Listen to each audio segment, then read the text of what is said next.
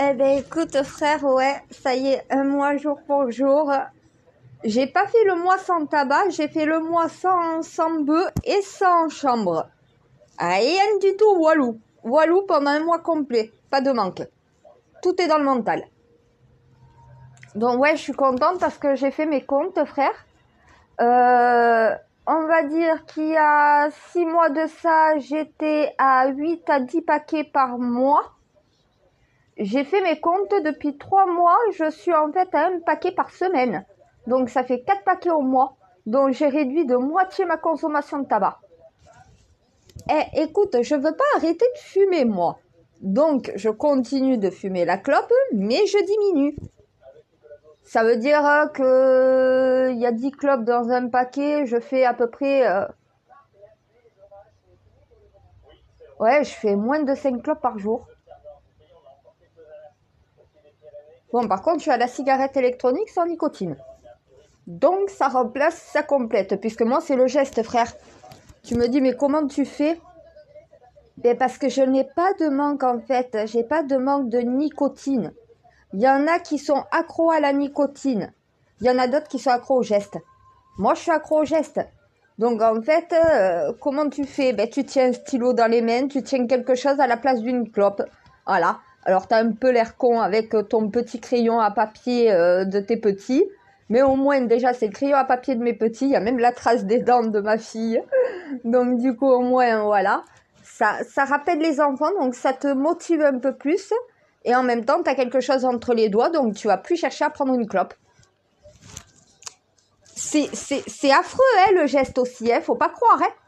Se désintoxiquer du geste, c'est même encore plus compliqué que de se désintoxifier de la nicotine. La nicotine, en 3 jours, t'en as plus dans le cerveau. Par contre, le geste, tu l'as toujours dans le cerveau. Il y en a qui m'ont dit souvent, ouais, mais tu sais, quand t'es accro à la nicotine, mais est-ce que t'es vraiment accro à la nicotine?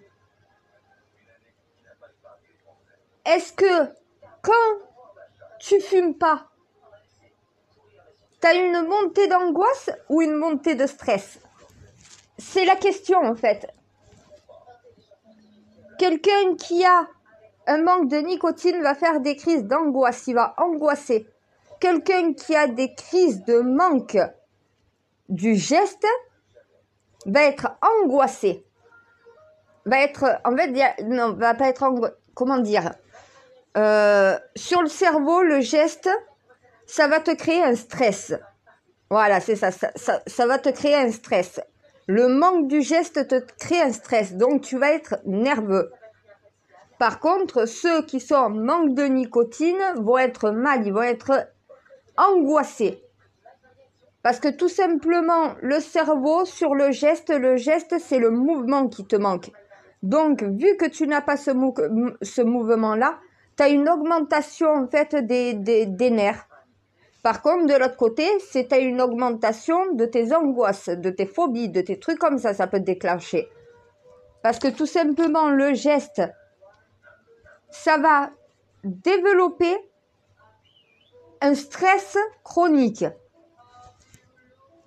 De l'autre côté, le manque de nicotine, c'est la molécule. Ce n'est pas le geste qui te manque, c'est la molécule.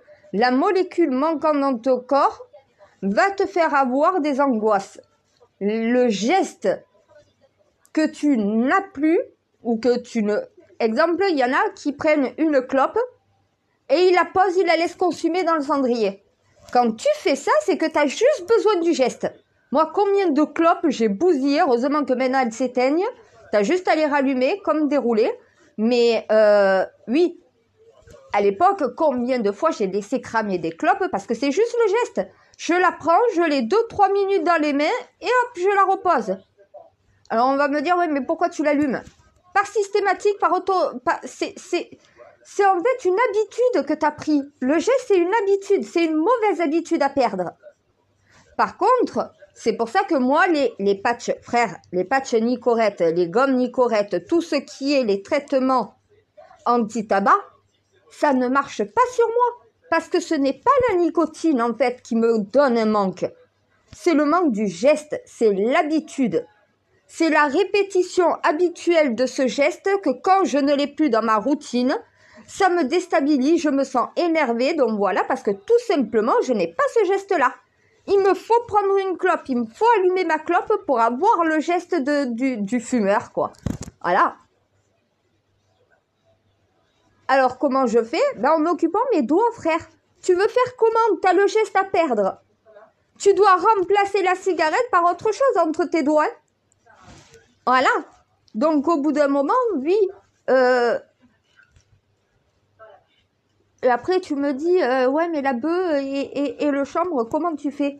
Mais parce que tout simplement, je n'ai pas de manque. Il y en a qui vont pas avoir de quoi fumer le soir, ils vont appeler tous leurs collègues, ils vont sortir dans la rue pour essayer d'en trouver. Moi, je m'en passe. Je n'ai pas de manque mental, j'ai que des manques physiques. Après, on me dit, mais pourquoi tu vas fumer de la bœuf? Ben, pour le goût, c'est meilleur au goût, je préfère fumer un joint de bœuf que fumer une clope. Le goût n'est pas le même. C'est une question de goût. C'est con à dire, mais c'est vraiment une question de goût chez moi. Après, tout le monde n'est pas comme moi. C'est pour ça que de toute façon, un traitement anti-tabac, c'est en fonction de la personne, en fonction de ses habitudes, en fonction de sa propre consommation. Tu ne peux pas te baser sur moi, frère.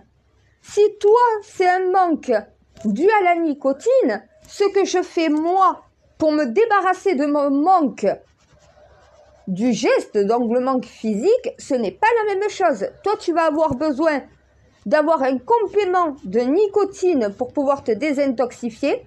Et moi, je vais avoir besoin de remplacer la cigarette par autre chose pour pouvoir retirer ce geste avec la clope. Bon, par contre, tu perds pas le geste, je suis d'accord. C'est pour ça que la cigarette électronique sans nicotine, c'est un meilleur complément quand même que d'avoir un crayon entre les doigts. Le crayon entre les doigts, c'est surtout quand je suis chez moi. Quand je sors, donc voilà, je vais pas prendre mon petit crayon entre les doigts et sortir avec mon crayon entre les doigts. Donc dès que j'ai un manque physique, directement je prends la cigarette électronique et en faisant le geste avec la cigarette électronique, ça me calme. C'est mental aussi, mais c'est pas la molécule qui agit dans ton cerveau, c'est le geste qui agit dans ton cerveau. C'est la mauvaise habitude que tu as qui est répétitive, qui revient en boucle. Moi, j'adore. Il y a les tabacologues, ils vont me dire, mais putain, elle a tout compris. Ben oui, voilà. Et c'est pour ça que je ne veux pas arrêter. Parce que de toute façon, tant que j'ai toujours ce geste, je ne pourrai pas arrêter. Va falloir que je me désintoxique du geste pour pouvoir justement arrêter de fumer. Tant que j'ai un crayon entre les doigts ou une cigarette électronique pour remplacer le geste de la clope, techniquement, ça veut dire que je ne suis pas prête d'arrêter. À un moment donné, il faut aussi aller avec son rythme. C'est pas pour dire, mais normalement, je fumais 8 paquets de clopes avec 25 grammes de shit par semaine. Ou de bœuf par semaine.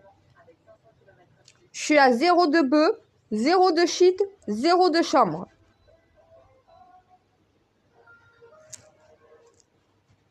Comment tu fais? Mais parce que tout simplement, j'ai pas de manque avec ça. Je suis tombée dans la cocaïne, je m'en suis sortie en claquant des doigts, moi. Parce que je n'ai pas de manque. C'est plus la cocaïne, ce qui m'a manqué quand je me suis désintoxifiée. Bon, j'étais beaucoup plus jeune aussi, il faut dire. Et j'ai 35 ans maintenant, je vous parle de ça, j'avais 14, 15, 16 ans. Hein. La cocaïne, ça date de vraiment très longtemps. Mais j'ai été tombée dedans bien comme il faut. La seule chose qui m'a manqué, c'est le geste pour pouvoir passer des soirées avec mes potes. Après, le produit en lui-même ne me manque pas. Parce que ça, c'est ma personnalité, c'est mon cerveau, c'est mon caractère aussi. Chaque personne est différente, frère. Je peux pas te dire, toi, comment tu dois arrêter de fumer. Je sais même pas quel fumeur tu es. Et ça, je crois qu'il y en a qui ne comprennent pas. Tous les fumeurs ne sont pas pareils. On est tous uniques au monde. On ne va pas avoir la même consommation. On ne va pas fumer les mêmes clopes. Frère, tu me dis, tu fumes des Chesterfield. Moi, les Chesterfield, ça me fait saigner les poumons. Je crache du sang avec. Moi, je suis au King et au Elixir. Les élixirs, il y en a qui peuvent pas les fumer. Trop fortes. Voilà. Vu que moi, de toute façon, les Marlboro, les Camel, trop chers, je prends les clopes les moins chères, mais qui me font pas de mal à la santé. Voilà. J'ai fait une radio de mes poumons. A priori, j'inspire et j'expire suffisamment pour éliminer un maximum de produits toxiques et chimiques dans mes poumons. J'ai une bonne manière de fumer. Quand un tabacologue te dit ça, vous avez une bonne manière de fumer quand même, hein? Je regarde la tabacologue, je lui dis mais pourquoi ça? Elle me dit parce que la radio de vos poumons dit comme quoi, pour un fumeur, vous avez des bons poumons. Je suis pas l'alchimiste, j'ai besoin de mes poumons, je suis désolée pour pouvoir faire les vocalises alchimiques. C'est un souffle des poumons et un souffle du ventre. Tu dois utiliser les deux pour utiliser l'alchimie. Tu dois te mettre sur les deux polarités en même temps. Donc, il y en a qui, quand ils chantent, utilisent le ventre. Il y en a d'autres qui utilisent les poumons. Eh bien, en alchimie, tu dois utiliser les deux. Ça doit être la combinaison des deux. Quand tu utilises la fréquence vocale alchimique, tu dois utiliser le souffle de tes poumons, mais en même temps le souffle du ventre. Tu as les deux souffles combinés. Donc du coup, techniquement, on va dire que j'ai le métabolisme pour pouvoir décrasser les poumons naturellement avec ces deux respirations. Mais après, tout le monde n'est pas moi. Fais une radio de tes poumons, compare-la avec la mienne, tu vas te rendre compte que mes poumons sont peut-être plus sains que les tiens. Et on a peut-être la même consommation de tabac, mais on n'a pas la même façon de fumer. Et voilà, ceux qui crapotent, il y en a qui crapotent, il y en a qui fument avec le nez. Ça veut dire qu'au lieu d'aspirer par la bouche et de recracher par la bouche, il y en a qui recrachent par le nez. C'est pire encore. Tout dépend comment tu fumes en réalité. Plus tu vas avoir une utilisation du tabac ou du shit ou de la voilà en fumée, plus tu vas avoir une mauvaise habitude dans la façon de tirer sur ta clope, le temps que tu gardes la fumée dans tes poumons, le temps que tu recraches et ta manière de recracher. Tout ça, combiné, peut faire une grosse différence sur tes poumons. Comment tu fumes? Quelle consommation tu as? Est-ce que tu as des manques physiques, manque du geste, ou est-ce que tu as des manques psychologiques qui est dû à la nicotine qui crée un manque sur ton cerveau? C'est pour ça, quand vous voulez arrêter de fumer, allez voir un tabacologue. Je suis désolée. Allez voir un professionnel qui va vous faire un plan détaillé pour pouvoir justement mettre en place un sevrage. Un sevrage, tu dois jamais le faire tout seul en réalité. Tu dois être aidé par ton médecin traitant ou par un tabacologue. Donc voilà, tu dois avoir un accompagnement, quelqu'un qui te met en place un programme, qui peut modifier le programme en fonction de tes changements et de tes habitudes. Il suffit que je dise à mon frère, j'ai arrêté et j'ai diminué, comment tu fais? D'un, déjà, j'ai la volonté. Je peux plus prendre de drogue, même de CBD. Pourquoi? Je veux devenir sécurité incendie. Agent de sécurité incendie, pas pompier volontaire. Parce que moi, être en contact avec des blessés, avec des humains qui souffrent, c'est une souffrance pour moi. Et quand j'ai voulu tenter pompier volontaire, le côté incendie, parfait, mais le côté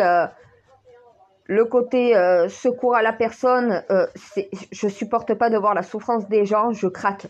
Je craque psychologiquement de voir quelqu'un qui a mal, j'ai aussi mal que lui. Donc, comme on m'a dit, c'est pas pour toi le secourisme. Voilà, le secourisme, non. Mais la sécurité incendie, oui. Mais quand t'es pompier sécurité incendie et que t'as des tests aussi de drogue, t'as intérêt de fumer quand tu veux rentrer dans ces genres de métiers. Tu peux pas te droguer quand tu rentres dans ces genres de métiers. Tu vas pas arriver sur un secteur d'intervention d'incendie en étant complètement défoncé. Non mais quand même, faut redescendre sur terre.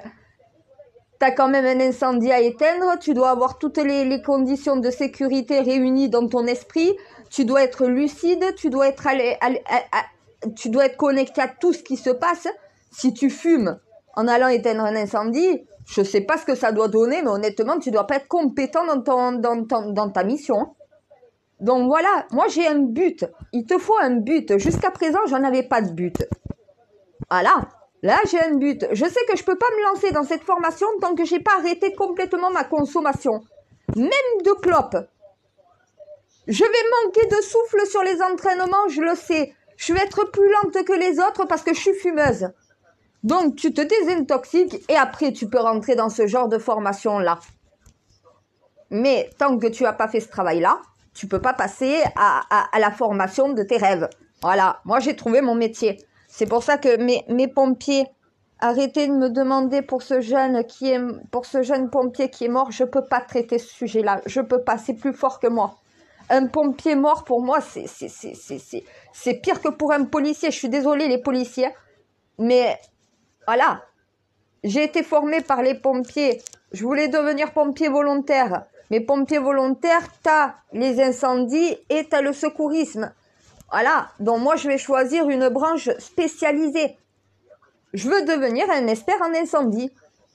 Ça veut dire que quand il y a des lieux d'incendie, c'est moi qui vais venir faire les expertises. Mais pour ça, il te faut tout un cursus. Et il faut surtout arrêter de te droguer, arrêter de fumer. Normalement, un bon expert en incendie, il ne boit pas, il ne fume pas, il ne se drogue pas. Je ne bois pas, je me drogue plus. Il me manque juste à arrêter ma consommation de clopes. Je suis à 1 paquet par semaine, 4 paquets au mois. 40 € de clopes, avec bon, un peu plus de 40 € quand on compte les 50 centimes de plus. 10,50 multiplié par 4. Honnêtement, j'ai même gagné du pouvoir d'achat en diminuant ma consommation. Déjà, quand tu as 25 grammes de shit par mois, par semaine, 25 grammes de shit par semaine, plus au final et une cartouche de clope par mois, déjà d'être à 0 gramme de drogue par mois, et au final d'être à 4 paquets de clopes par mois, donc 1 paquet par semaine. Tu t'imagines, frère, l'économie que je suis en train de faire? J'ai même pu acheter 2 cadeaux d'anniversaire supplémentaires à chacun de mes enfants. Ma fille, elle a le micro karaoké, elle a le tapis de danse, elle a la guitare avec la housse de protection, elle a un appareil photo numérique instantané avec l'album photo et avec la trousse. Elle a même les chaussures la Reine des Neiges. Elle a une cible de fléchettes. Je les ai pourri gâtés, mes enfants. Mais parce que ces 3 mois où j'ai réduit ma consommation, ben je les mets pour mes gosses. Voilà. Il y en a qui vont aller s'acheter un petit bijou, il y en a qui vont s'acheter une paire de chaussures, il y en a qui vont peut-être économiser pour s'acheter un voyage. Ben moi, c'est voilà, pour les cadeaux d'anniversaire de mes enfants, j'ai pu faire un meilleur anniversaire que les années précédentes. Et pour les cadeaux de Noël, je sais que mes enfants pourront avoir des cadeaux plus chers. Voilà. À un moment donné, moi, ma vie, c'est mes gosses. Et ma vie, c'est ma mission. Voilà. Et j'ai pu même donner 10 € de plus à ma paroisse. Voilà. Moi, je suis contente, hein. Normalement, je donne 10 € tous les mois sur le tronc des donations dans mon église. Et j'ai reçu Dieu, le codex en héritage dans l'église de Notre-Dame-de-Grâce. Je suis devenue la Notre-Dame-de-Grâce ce jour-là. Donc, normal que tous les mois, je donne un petit peu pour que les travaux dans cette église soient faits et que cette église ne tombe pas en miettes. Voilà. Cette église, c'est l'église de ma révélation. Donc, je l'entretiens. Voilà. Donc, normalement, je donne 10 € par mois. Là, j'ai pu donner 20 €. J'ai pu doubler, justement, ma donation. Après, bon, je donne aussi à d'autres associations. Donc, je suis obligée de répartir. En clair, on m'a demandé alors, sœur, pour te répondre, tu donnes combien des associations par mois? Parce que moi, tu as bien compris que je ne donne pas des cagnottes. Donc, je donne uniquement à des associations. Exemple pour l'hôpital, quand ils avaient besoin de donations. Aux hôpitaux de France, j'ai versé 60 €. Mais à côté de ça, je donne aussi à des associations humanitaires pour les enfants. Parce que ma cause à moi, c'est les enfants. Il y en a qui vont donner à des associations pour l'écologie. Moi, je préfère donner à des associations pour les enfants. Parce que l'écologie, je m'en occupe moi avec l'alchimie. Donc techniquement, quand tu as l'alchimie en héritage, t'as pas forcément besoin de... Voilà quoi. Mais moi, je donne à des associations. Ça veut dire je donne pour la protection des animaux, je donne pour la protection des enfants et je donne pour mon église. Voilà ce que je donne tous les mois, à peu près 100 € par mois. Mais ça, c'est parce que c'est moi, voilà, je me suis dit, tous les mois, mes donations doivent faire tel montant. Et c'est ce que je dois, donc voilà, au mien et à mon espèce.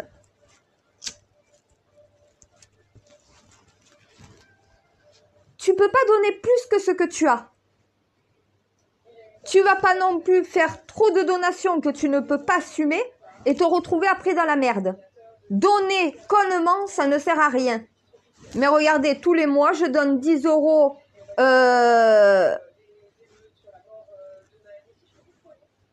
Merde, comment ça s'appelle ce truc pour enfants? Oh, j'oublie toujours le mot. Non, c'est pas le maïs. Merde. Il faut les aider. Oh, je vois la pub et tout. UNICEF. Merci mon Dieu. Merci mon amour. Merci mon codex. UNICEF. Voilà, je donne à UNICEF, moi. Oh putain, non mais je l'avais, mais j'arrivais pas à le trouver, à le sortir. Je vois la pub, je vois cette petite avec son petit frère dans les bras. Oh, oui, je sais, les images sont faites aussi pour toucher la corde sensible. Mais c'est ce qui arrive réellement dans le monde aussi. C'est une réalité, c'est pas juste une pub pour toucher ta corde sensible et que tu donnes. C'est aussi une réalité dans les pays du tiers-monde. Moi, avec mes 10 € par mois, ils peuvent manger, ils peuvent aller à l'école. Il y a des puits d'eau qui sont créés. Ça fait plus de 2 ans que je donne ça. Ça veut dire que, imagine, ça fait 120 € par an. Avec 120 € dans un pays où la vie est n'a pas le même prix que chez nous, techniquement, tu fais beaucoup. Je donne aussi à des associations pour la défense des animaux. Quand tu vois le nombre d'animaux abandonnés, ne prends pas un animal si c'est pour l'abandonner. Un animal, c'est comme un enfant. Tu peux pas t'en débarrasser quand ça te chante. Oui, je sais, mon Dieu. Non, parce que c'est en fonction de la cagnotte. Eh bien, les cagnottes en général. Ben parce qu'on m'a demandé pourquoi j'avais pas donné de cagnotte à la mère de Naël ou à la femme de ce policier. Ben parce que normalement, la femme de ce policier, c'est au policier, donc voilà, de se mobiliser pour elle. La famille de Naël, de toute façon, si ce tir est illégitime et que ce policier est en tort, elles vont pouvoir demander des dommages et intérêts. Elles peuvent demander des dédommagements, oui. Donc à un moment donné, c'est pas à moi de donner, c'est à la justice de la dédommager pour la perte subie. Sachant qu'on ne pourra jamais te dédommager à la valeur de la vie de ton enfant que tu as perdu. Ah mais on peut te donner des millions, ça te ramènera pas ton enfant, ça va te permettre donc voilà de pouvoir continuer un peu dans la vie sans avoir trop de galères d'argent, parce que cette femme, elle va pas travailler là. Là, elle va rentrer en dépression. Les femmes qui perdent leurs enfants, en général, elles s'en remettent très difficilement. Donc oui.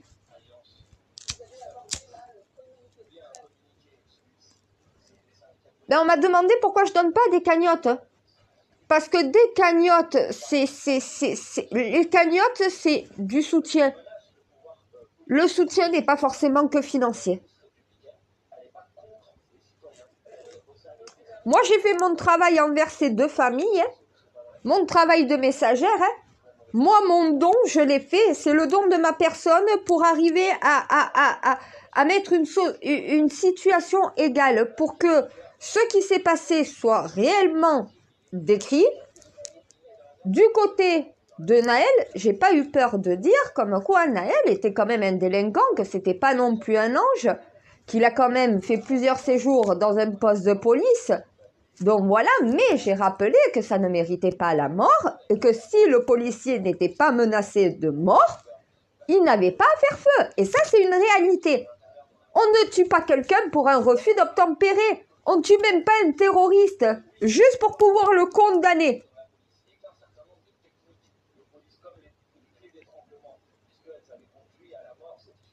Mais tu as la possibilité, je sais, mon Dieu, je sais, tu as la possibilité de blesser la personne pour pouvoir le présenter à la justice. Et tu as aussi la possibilité de le tuer. Tout dépend de ton entraînement, tout dépend de ta volonté sur le moment.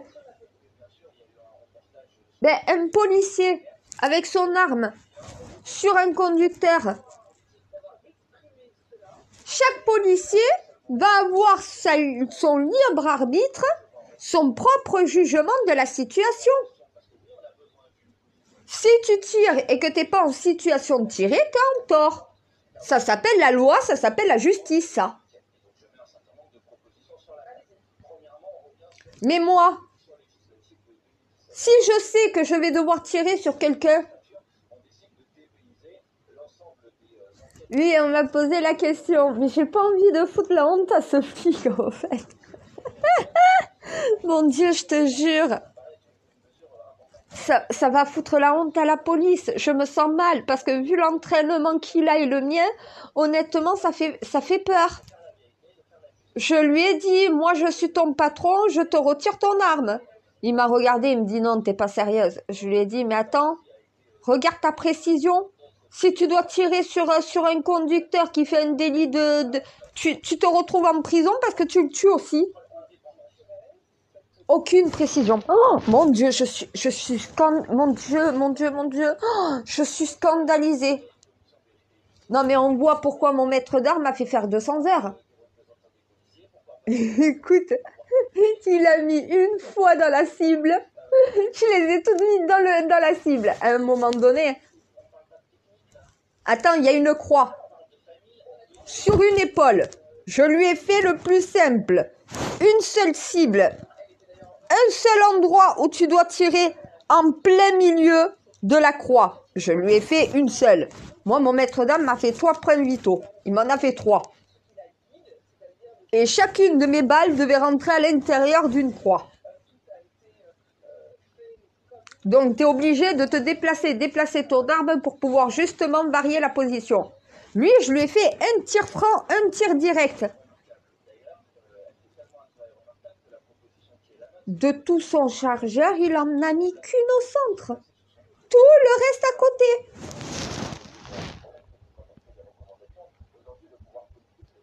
Mais moi, je lui ai dit, je te désarme.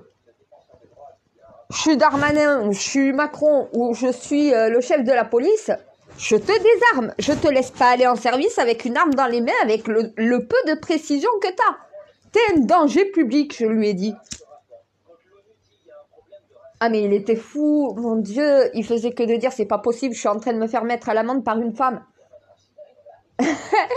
J'ai tendance à déclencher la misogynie des hommes. Moi, je lui ai dit, hey, en plus, t'es misogyne. Non, mais normalement, non. Mais là, je sais pas, c'est pas possible. À qu'une femme qui est non policier, parce qu'il faisait que de le dire, mais putain, je suis flic. Il disait même plus, je suis policier. Il disait, je suis flic, je suis un poulet, je suis un keuf. Il a utilisé tous les termes que les jeunes de quartier utilisent pour se décrire. Mais on était morts de rire, non? Le patron et moi, mais on s'est pliés de rire. Il était dingue quand il a vu qu'il en avait mis qu'une seule dans la cible. Mais il était dingue. Et en plus, je lui ai fait une grosse croix, hein. Je lui ai pas fait la petite rikiki que j'ai eue à la fin, moi, de mon templier. Ah, mais mon maître d'armes, à la fin, la croix, il te fallait limite une longue vue pour la voir. Et j'y suis arrivée, je l'ai mis au centre. Au bout de 200 heures, donc voilà, la dernière fois, j'étais trop fière de moi.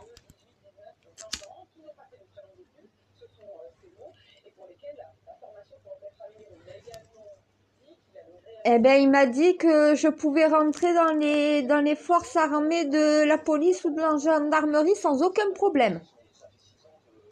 Que même limite, je pourrais être une putain de tueuse à gages.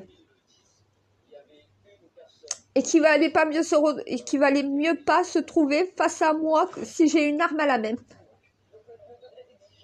Ah, il me dit, tu te retrouves neutralisé. T'as pas le temps de dire ouf que t'es neutralisé. Voilà ce qu'il m'a dit. Il m'a dit, c'est bon, j'ai compris ce que c'est neutralisé. Non mais attends, je lui fais tirer dans l'épaule. Il me tire dans le cœur. Parce que je lui ai fait l'épaule à droite, l'épaule à gauche. J'ai commencé par l'épaule à droite, il en a mis une dedans. Au niveau du cœur, j'ai testé. Quand j'ai vu qu'il y avait très peu de précision. Alors, il y en a une logée dans le poumon. Une qui en plus, vu la position, vu la...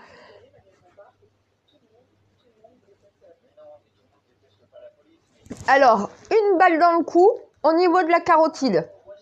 Il est mort. Une balle dans les poumons. Il est mort.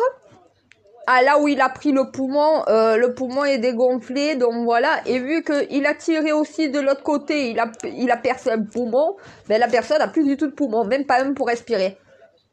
Si je prends en compte de tous les tirs, mais la personne est morte. Moi, la personne est blessée, elle va passer un sacré moment en hôpital pour sa rééducation, mais en tout cas, elle reste en vie.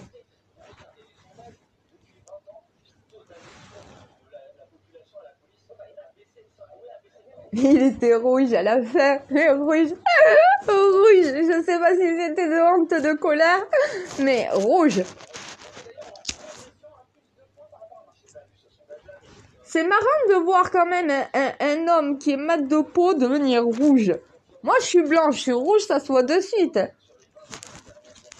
Ah, mais la moutarde lui est montée au nez. Il est reparti, mais vénère complet. Il m'a ramené, il m'a dit, je me demande même si ça vaut le coup de continuer à être policier. Je lui ai dit, entraîne-toi. C'est un manque d'entraînement, manque de formation, manque de précision. Je lui ai dit, t'as fait combien de tirs en 12 mois de formation? Il m'a dit 3. Et t'as jamais retiré avec ton arme? Il m'a dit non. Je lui ai dit, mais en fait, de toute ta carrière, t'auras tiré que 3 fois avec une arme. Il me dit, ben oui. Je lui ai dit, mais dans ces cas-là, ne t'étonne pas d'avoir une précision pareille. Va falloir que tu ailles dans des stands de tir sur tes heures libres. Ouais, mais déjà qu'on travaille beaucoup, qu'on a beaucoup d'heures sup, eh ben ça doit être fait sur le temps du service. Voilà, ça veut dire que si tu es en service, que tu n'es pas appelé en intervention, tu dois avoir un stand de tir directement dans le poste de police. Eh ben oui, une salle. Si la salle, tu mets les protections, les plaques, justement pour tirer, que tu l'insonorises, que tu fais 2 ou 3 petits stands de tir comme ça, l'un à côté de l'autre, avec des parois. Ce que vous voyez dans les films, tu le vois dans PJ, tu le vois des stands de tir. Il en faudrait un dans chaque commissariat. Dès que tu n'es pas en intervention, que tu as une autorité, donc voilà, vous êtes en pause. Si tu es en pause, tu as 40 minutes de pause, ben c'est 40 minutes de pause, tu descends au stand en bas, au sous-sol, et hop, tu tires. J'essaye de vous trouver des solutions, hein, mes policiers. Je suis désolée, hein, à un moment donné, je montre que c'est possible d'arrêter de se droguer et d'arrêter de fumer. Si le Saint Graal, si la reine de cette planète y arrive, tout le monde peut y arriver. Hein. Je sais que je sers d'exemple aussi. Hein. Donc il va falloir que j'y arrive, l'échec n'est pas possible. Il faut ça, et après il faut que j'obtienne mon diplôme de sapeur-pompier en sécurité incendie. Voilà. Mais, mon frère, mon policier, j'espère que tu m'en veux pas trop. Ne le prends pas comme un échec. Frère, je sais que tu vas tomber sur cette vidéo. Ne le prends pas comme un échec. C'est pas de ta faute en réalité. Darmanin, 1 an de formation, 3 tirs. Il y a un problème. Ah, mais Je sais, mon Dieu, il fallait que je teste la formation d'un policier pour savoir exactement où la police en est. Oh, c'est catastrophique. Non, mais moi, je suis formée par un gendarme. Mon gendarme s'est tiré.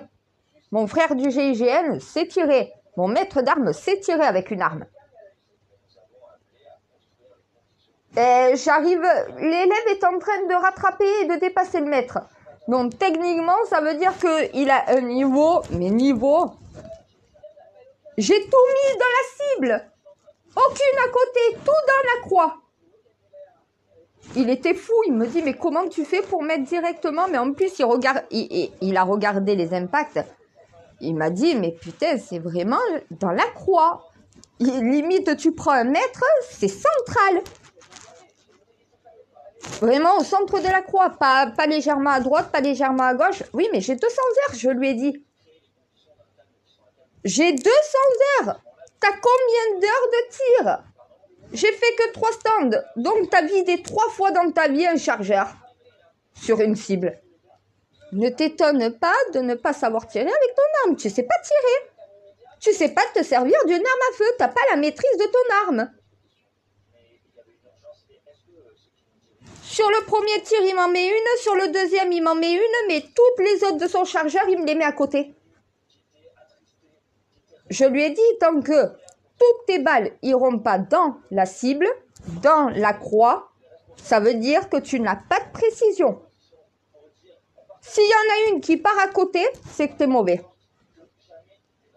Et c'est ce que mon maître d'armes a fait que de me répéter en 6 ans de formation dans tous les domaines. C'est un maître d'armes. Donc toutes les armes, il sait les utiliser et il peut t'apprendre à les utiliser. Et ça, c'est chez les Templiers. Tu as des maîtres d'armes chez des Templiers. Et la plupart du temps, ce sont des policiers ou des gendarmes. Mais on a aussi un policier de la BRI. Hein.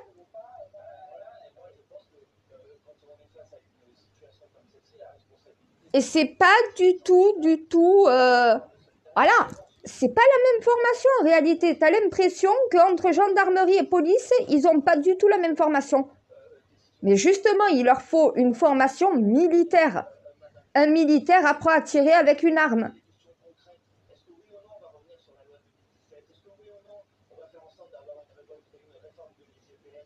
Ah mais moi, lui, il était fou. Parce qu'il n'avait pas de précision, mais moi, j'étais dingue de voir si peu de précision. Parce qu'il n'y a pas d'entraînement. Mais se servir d'une arme, c'est s'entraîner à tirer avec. C'est s'entraîner à être précis avec ton arme. C'est pas juste le fait de tirer de S. Déjà, j'ai vu comment il charge son arme et la position de tir. Mon Dieu. J'ai fait la même chose que mon maître d'armes. Ben avec mon arme, bien sûr déchargée, tu prends pas de risque. Puisque je tire avant ou après lui. Ben en fait, j'ai fait comme mon maître d'armes. Ah, il risque d'avoir des bleus sur la hanche. Chaque fois que ta hanche est mal positionnée, que tu es mal positionné, que tes mains... Ah, mais un coup de crosse. Il m'a dit, ouais, t'es dingue. Je lui ai dit, écoute, moi j'en ai pris. Hein. Pour que ça rentre, j'en ai pris des coups de crosse. Ta position. Pose-toi. J'ai dû le repositionner. Donc voilà, rajuster ses bras, rajuster ses mains, Oh mon Dieu, mais ils ont une mauvaise position de tir. La gendarmerie devrait venir en aide à la police nationale, oui.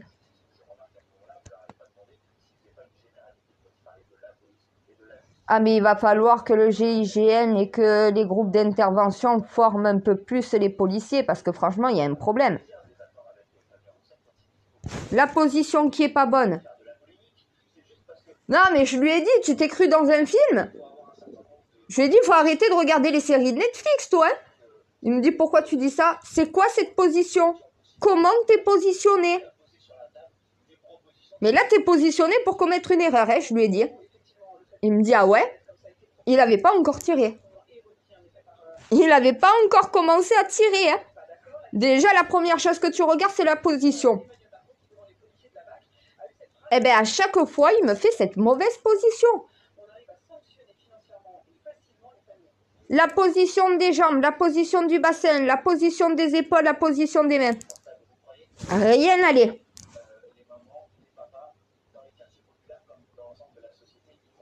La précision de tir, non plus. Ben voilà pourquoi je lui ai dit, moi, à la place de ton patron, je te retire ton arme. Et honnêtement, c'est pas pour dire, mais là, la police, s'ils ont tous ce niveau-là, faut tous les désarmer en réalité.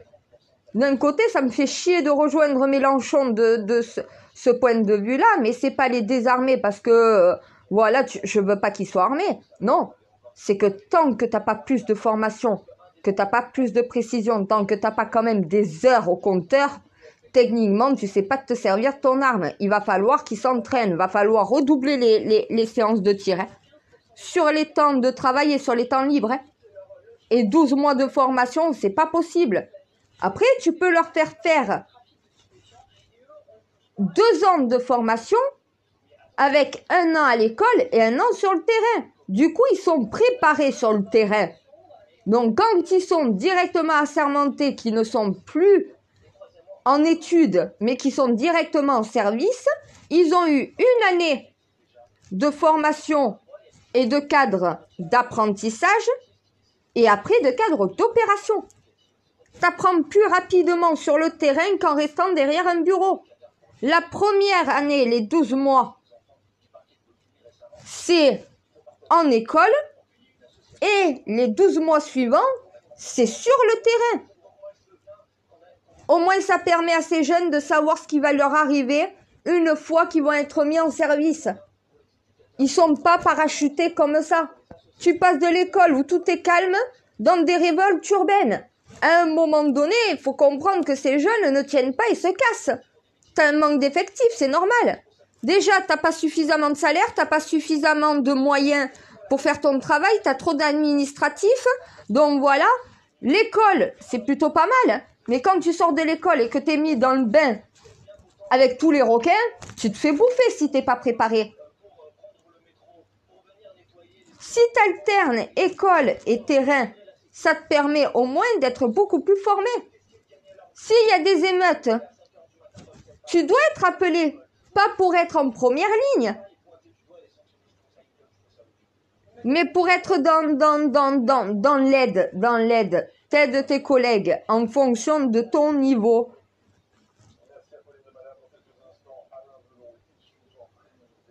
Ah mais il faut revoir toute la formation. Sur les armes. Non mais là il va falloir voir quels policiers sont précis et savent tirer et ils vont devoir former les autres. Ceux qui ont un problème dans la précision, dans la position, il va falloir revoir cela. Et il va falloir que les policiers ont plus d'heures.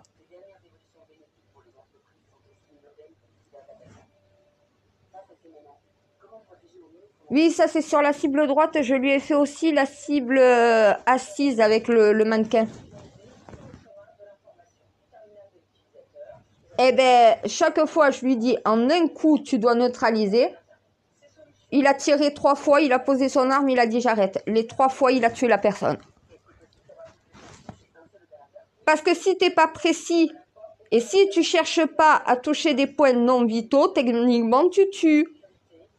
Il a compris, il m'a dit, je fais comment maintenant? Je quitte le métier? Non, tu te formes. Tu t'entraînes. Tu prends ton arme de service ou ta deuxième arme si tu veux et tu vas dans un stand de tir et tu tires avec. Tu t'entraînes. Ce que je t'ai montré, tu as juste à le faire. Donc voilà, sur ton temps libre. Je lui ai dit, t'as pas besoin d'arrêter ton métier pour ça. Il te manque des heures de tir, il te manque de la précision, il te manque de la rigueur. Maintenant, tu connais la bonne position. À toi de te rappeler toujours à te positionner comme il faut. À force de te positionner comme il faut, ça va rentrer, ça va devenir automatique. Même chose pour le tir. À force de chercher la précision, de t'entraîner à être précis, tu vas gagner en précision. Il te faut des heures d'entraînement. Et je crois que beaucoup de policiers devraient en avoir aussi. Ah mais là, il faut une évaluation des policiers. Il faut que les chefs de service évaluent la compétence de tir de leurs policiers. Si il manque en compétences, il va falloir continuer de former, il va falloir ajouter des heures de tir. Un policier, tu le fais tirer, il est précis, sa position est correcte. À un moment donné, tu n'as pas besoin non plus. Donc voilà, déjà, il y en a qui ne savent même pas nettoyer. Je lui ai demandé s'il savait nettoyer son arme. Il m'a dit non, je ne sais pas la nettoyer, c'est un collègue qui me la nettoie. Mais c'est pas normal, tu dois apprendre à nettoyer ton arme. Même moi, je sais le faire. Je suis même capable de démonter mon arme, moi. Mais parce que mon maître d'armes m'a appris les caractéristiques de mon arme. Je connais mon arme par cœur, c'est normal.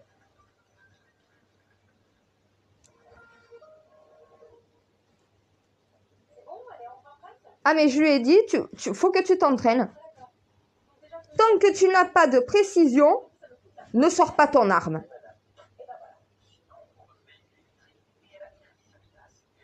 Je lui ai dit, si tu veux pas tuer quelqu'un, ne sors pas ton arme. S'il y a un refus d'obtempérer, toi, laisse passer. Laisse courir, honnêtement. Il me dit, c'est vrai que sinon, je risque de me retrouver comme mon collègue en prison. C'est ça, t'as tout compris. Voilà. Tu t'entraînes et quand tu seras précis, tu pourras sortir ton arme. En attendant, tant que tu manques de précision, ne sors pas ton arme, tu vas tuer quelqu'un.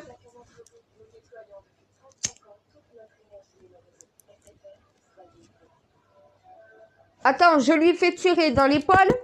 Il a trouvé le moyen de me faire partir la balle dans la tête. Tu t'imagines la distance entre une épaule et le cerveau? Et t'as 15 cm de différence, tu t'imagines? Il y a un problème de précision, tu peux pas dire l'inverse. Quand tu fais tirer dans l'épaule de gauche et qu'il me trouve le moyen de tirer au centre en plein cœur, parce qu'il faut arrêter de croire que le cœur il est soit à droite soit à gauche, il est au milieu. T'as la valve de droite qui est plus petite que celle de gauche, mais le cœur est toujours au centre.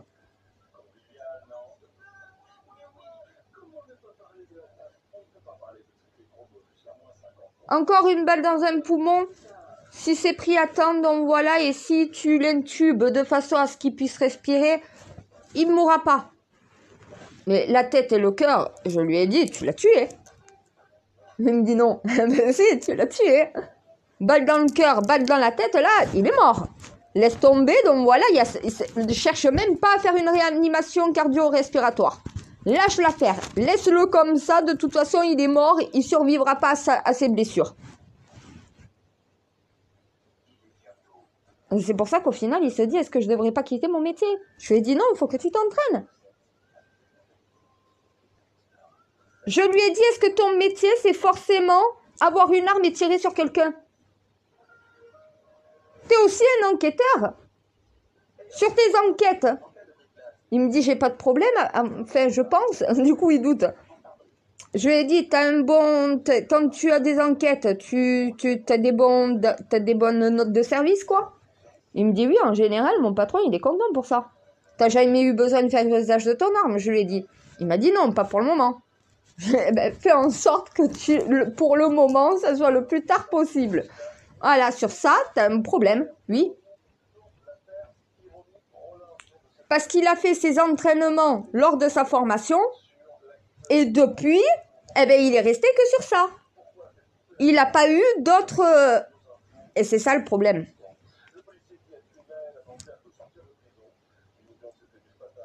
Il faut doubler, même tripler, voire 4. Déjà, moi, si je me... Mon Dieu, en 30 heures, j'ai réussi à commencer à avoir de la précision. 30 heures, je lui ai dit, compte au minimum 30 heures, au minimum. Parce que moi ou quelqu'un d'autre, c'est pas forcément... On n'apprend pas de la même manière. Je lui ai dit, mais moi, au bout de 30 heures, et pourtant, je suis quelqu'un qui, en général, me démerde très très bien. Mais 30 heures, c'est beaucoup quand même, 30 heures. Il y en a qui vont me dire c'est rien. C'est clair que contre les 200 heures que j'ai à l'heure d'aujourd'hui, c'est clair que c'est rien.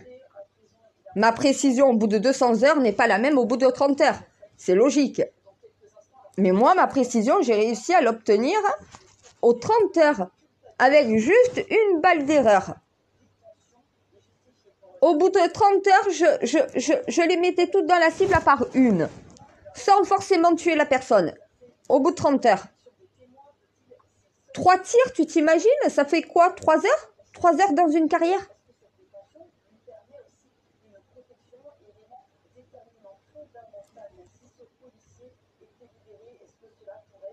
Ah mais là, va falloir former. Hein. Va falloir siffler la fin de la récré et envoyer tout le monde en stand de tir. Va falloir déjà regarder le niveau de chacun. Évaluation. Mais c'est les chefs de service qui doivent s'en occuper, ça. Par service, tu dois avoir, donc voilà, la possibilité de prendre 1 heure sur ton temps de travail pour pouvoir évaluer chacun des policiers de ton service sur leur tir. Alors bien sûr, tu as besoin des équipes, donc tu fais des roulements.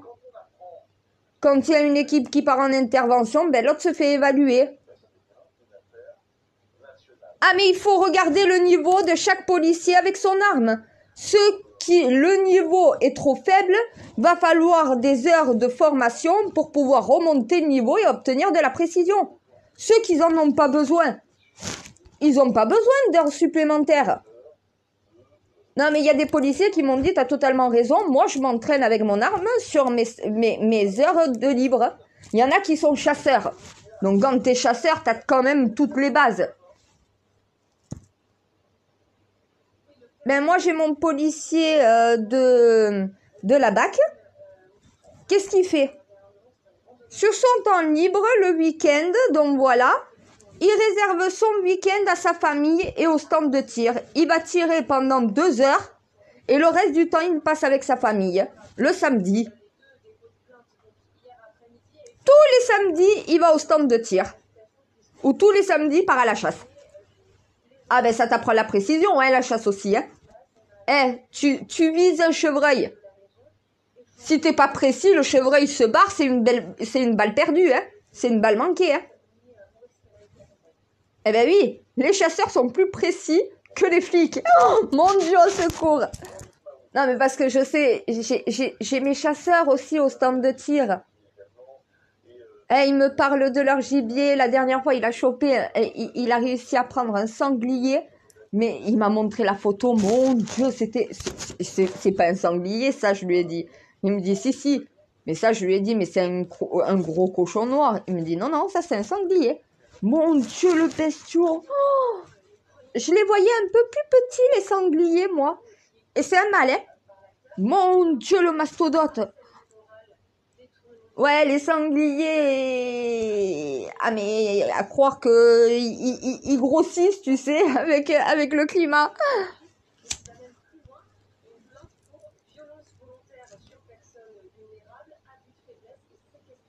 Mais je vois comment... Non, mais attends.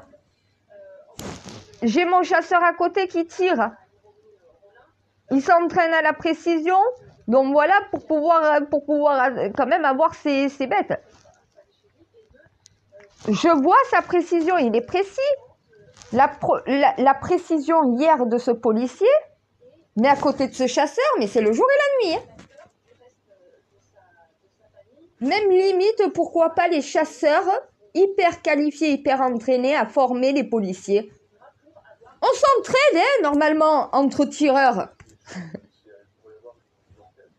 Ah, mais il va falloir... Mon Dieu, je suis scandalisée. Et il a été honnête, il m'a dit, je crois qu'on est beaucoup dans cette situation. Si moi je suis avec ça, avec 7 ans de métier, 7 ans de carrière, il sait pas tirer avec une arme. Il a compris, il vient de le comprendre. Ah ben là, c'est une grosse remise en question. Tu te dis, depuis 7 ans de métier, je pensais pouvoir me servir d'une arme. Au final, non, je suis pas apte à me servir d'une arme. Il s'est demandé à quoi il servait, en fait, en réalité.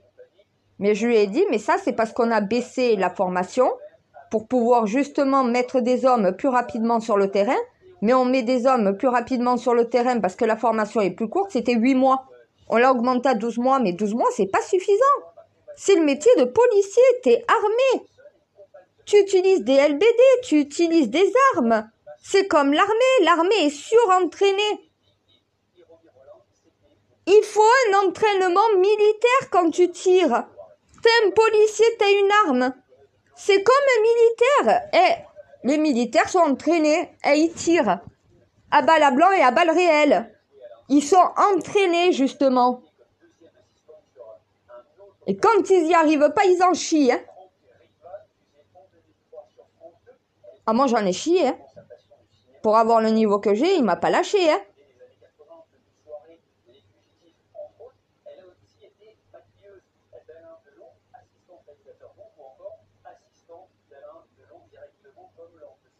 Ah ben, je sais que tu... combien de fois je t'ai appelé au secours en pleurs et tout le reste. Je vais jamais y arriver. Au bout de 30 heures, tu m'as dit la persévérance. L'entraînement et la persévérance. Il m'a dit la même chose que toi. Au final, regarde le niveau que j'ai maintenant. Non, je veux toujours pas passer mon permis. Mais il me l'a dit hier, Ben, il m'a dit, écoute, pourquoi tu veux pas passer ton permis? T'es apte, hein?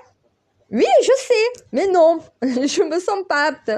Faut quand même se sentir en confiance avec soi-même, d'avoir une arme à la maison, d'avoir une arme sur toi. Ça me sert à quoi au quotidien, en vérité? Je suis pas policier, j'ai pas besoin d'être armée, moi. Pourquoi vous voulez que je passe mon permis? Je suis pas chasseuse, donc voilà, je tire en stand de tir, l'arme est assurée. Je suis co-bénéficiaire, à un moment donné, c'est bon, moi ma situation me convient très bien. Hier, je me suis régalée de tirer et de lui apprendre, j'ai pas besoin non plus de la ramener chez moi.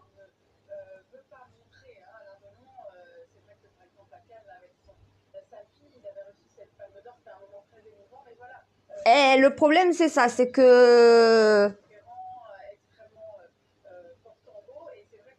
Ben, je suis obligée d'aller au temple, de récupérer l'arme avec quelqu'un d'assermenté ou qui a le permis de port d'armes.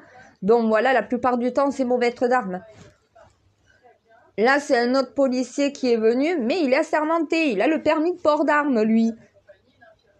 Moi, je l'ai pas. Je lui ai dit, tu t'imagines?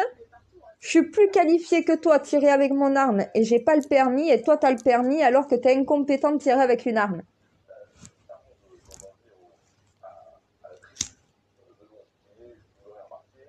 Ben, au final, il va aller dans le même stand de tir où je vais moi. Donc, il va être aussi avec mon maître d'armes. On se verra tous là-bas, c'est bien au final. Il y en a qui m'ont demandé où j'allais. J'ai dit de ville. Il n'y a pas 36 000 stands de tir dans l'Hérault. Voilà, à un moment donné, il n'y en a pas 10 000. Donc, c'est un de ceux qui se trouvent dans l'Hérault. Point final. Non, comme ça, après, on va emmerder mes policiers là-bas, on va emmerder mon maître d'armes là-bas, on va m'emmerder moi là-bas. Le patron, c'est un ami, hein. On va pas emmerder mon pote. Voilà. On ne touche pas à la famille.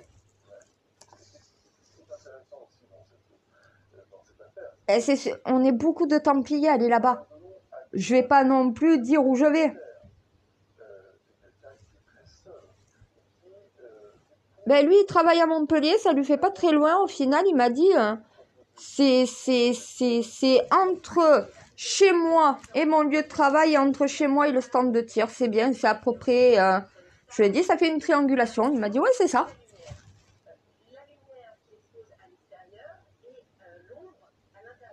Mais 30 minutes pour aller au travail, il met 30 minutes pour aller au stand de tir. Il est pile poil entre les deux.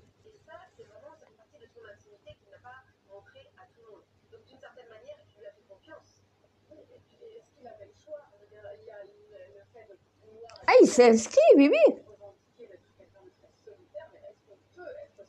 Eh bien, il va voir en fonction de ses heures de travail et de ses temps libres pour pouvoir y aller, mais il s'est inscrit.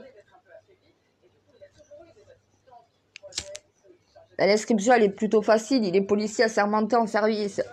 Ouais, il lui a pris sa carte de policier et tout le reste, son permis port d'armes, il avait tout pris sur lui, donc voilà. Et il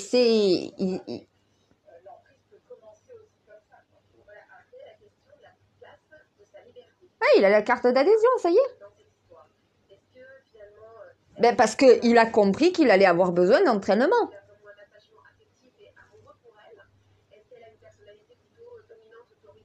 Non, mais ils sont intelligents, les policiers, hein, au final. Hein. Il m'a dit, ouais, je vais arrêter le métier. Je lui ai dit, non, tu as besoin d'entraînement. J'ai rien eu besoin de dire. Il allait voir le patron, il a demandé à adhérer. Ben, il est membre. J'ai même pas eu besoin de lui dire quoi que ce soit. Il a fait de lui-même. Mais parce qu'il n'a pas envie de tuer quelqu'un. C'est logique. Et je pense que n'importe quel policier, là, à l'heure actuelle, va vouloir savoir son niveau pour pas faire une connerie et se retrouver en prison. Et c'est la raison qui parle. C'est le bon sens qui parle. Si tu connais pas ton niveau en tir, parce qu'en dehors de ta formation, tu n'as jamais vraiment tiré avec ton arme, vois ta précision, vois ta position, vois au final comment tu tires. S'il y a des manquements, tu dois te mettre en formation, tu dois t'entraîner. Tu as des stands de tir, tu vas dans un stand de tir, tu t'inscris et tu t'entraînes sur tes heures libres. Mais il va falloir qu'il soit évalué, il va falloir une évaluation de tous les policiers pour savoir leur niveau avec leurs armes. Oh, ben déjà, j'en ai testé un. Si la moitié est comme ça, il va falloir que la moitié aille dans des stands de tir pour pouvoir s'entraîner, avant de pouvoir faire usage de leurs armes.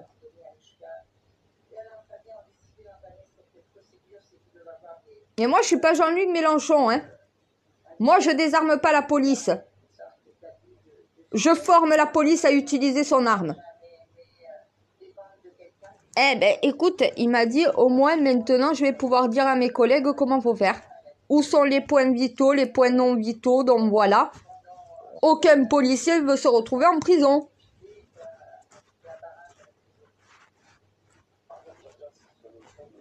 Et aucun policier veut tuer quelqu'un.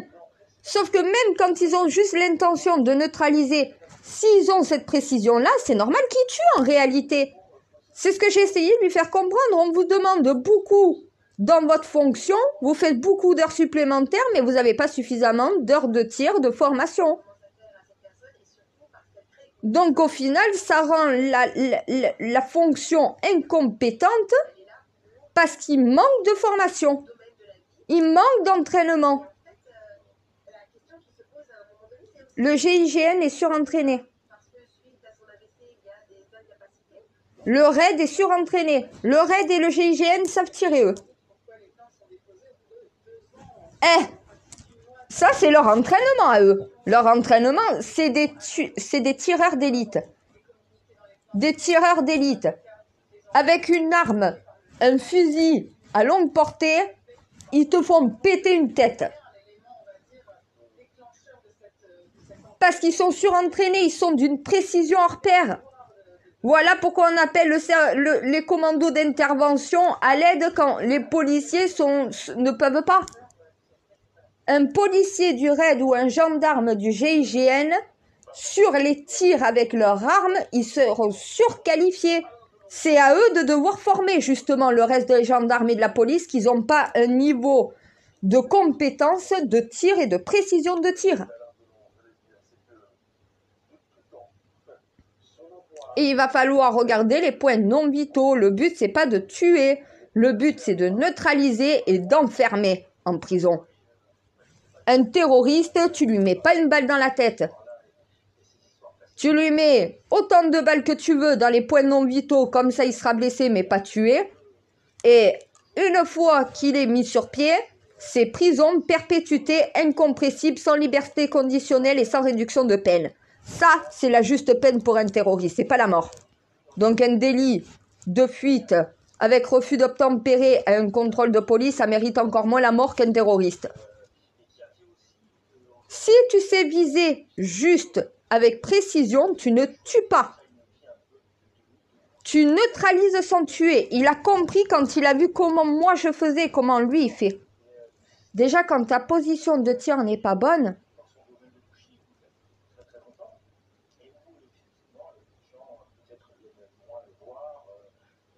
oui, je comprends maintenant pourquoi mon maître d'armes m'a formé sur ça. Mais parce que je déteste, tu sais que j'adore tirer parce que tu as cette précision, tu as cette rigueur, tu as cette concentration. On va dire que tout ce qui est derrière, ça veut dire moi juste prendre une arme et tirer avec une arme, ça ne m'intéresse pas. C'est exactement la même chose qu'avec mon arme et mes flèches. C'est la précision, c'est la concentration, c'est le contrôle de tout ce qui se passe autour. C'est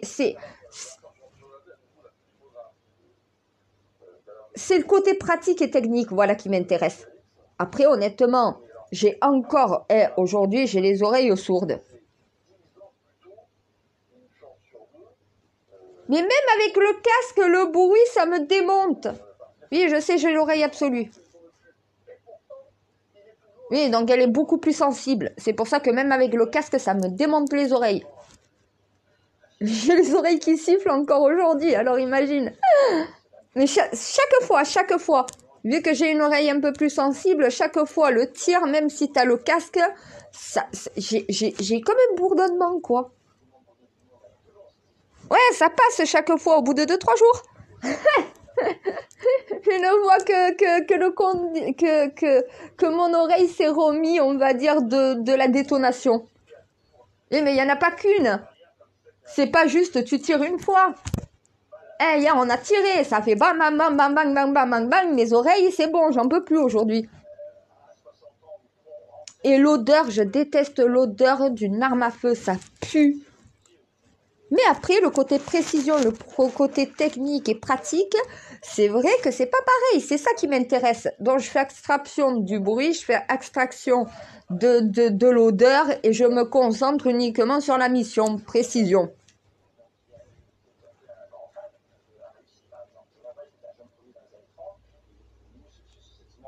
Mais j'aime pas les armes à feu.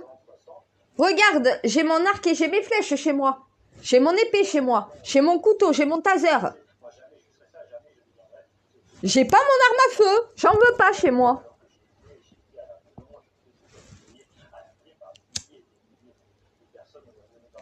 Surtout que je tirerai pas une balle chez moi dans les escaliers. Donc voilà, il y aurait ricochet automatiquement. Je risque moi de prendre une balle par un ricochet. Ça me sert à quoi une arme chez moi? C'est trop petit, il n'y a pas les distances de tir, il y a aucune sécurité pour faire feu avec son arme. Je prends le couteau. Voilà. Encore, je prends le couteau. Je prends le taser. Je vais pas prendre mon arc et mes flèches. Donc voilà, je suis désolée, j'ai pas non plus de champ de tir. Mais quelqu'un rentre chez moi. Je peux pas faire usage de mon arme à feu de toute façon. Les lieux ne le permettent pas.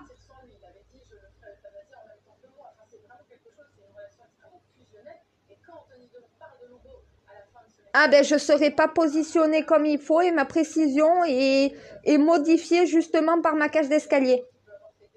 Donc je risque au final de tuer la personne ou de me tuer moi-même au final. Ah mais il faut savoir quand se servir d'une arme. Là je suis désolée, chez moi j'ai pas la folie de m'en servir. Hein. Je vais plutôt prendre un couteau pour me défendre ou mon épée, mais je prendrai sûrement pas une arme à feu. Hein. J'ai aucune garantie que la personne ne soit pas blessée. J'ai aucune garantie que la personne ne meure pas. Je n'ai même pas une garantie que je n'ai pas justement un ricochet qui me touche moi. Il faut savoir analyser les lieux pour savoir si tu peux faire feu. Chez moi, c'est pas possible. Dans mon salon, oui. Mais ça serait pas pour tu tues quelqu'un dans ton salon, donc voilà, c'est pas pour neutraliser une personne. Déjà, tu l'entends rentrer chez toi. Tu la neutralises avant qu'elle monte les escaliers. Moi, je sais, moi, peut-être pas tout le monde.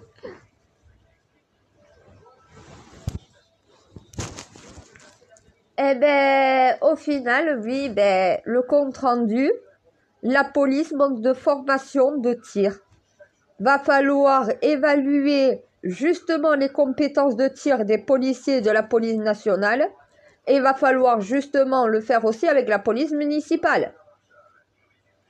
Beaucoup sont gendarmes dans la police municipale, dont militaires, donc aussi, il y a beaucoup... Mais en fait, on va dire que dans la police municipale, tu as des militaires, tu as des gendarmes, tu as des policiers. L'armée sait tirer avec une arme. La police, a priori, tout le monde ne sait pas. Va falloir regarder qui dans tout le monde est capable de faire usage de son arme et qui a besoin de plus d'heures de tir pour pouvoir en être apte.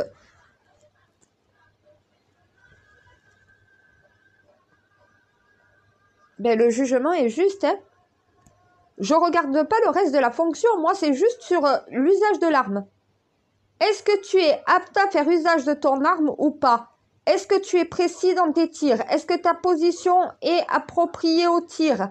Est-ce que tu sais prendre la bonne décision au bon moment? Savoir dans quel...